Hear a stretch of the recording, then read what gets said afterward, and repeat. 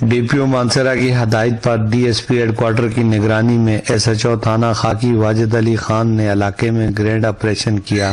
اس کے نتیجے میں موٹر سائیکل چور، منشیات فروش، اسلحہ فروش سمیت کئی مفروروں کو بھی دار لیا۔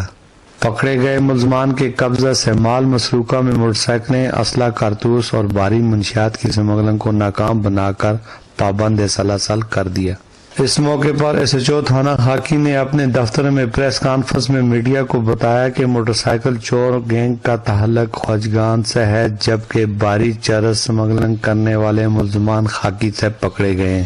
ملزمان میں سسل، بیرکونڈ، ماڑی، مضافات سے گرفتار کیے۔ ملزمان جوڈیشل ریمانڈ کے بعد مزید انکشاف بھی کریں گے، جس کی روشنی میں مزید گرفتاریاں اور مال مسروقہ برآمد ہونے کی امید کی جاتی ہے۔ ایس ایچ او کا یہ بھی کہنا تھا کہ علاقے کو جرائم پیشہ افراد سے پاک کر کے دم لوں گا۔ انشاءاللہ میں دم لوں گا پاک کر کے۔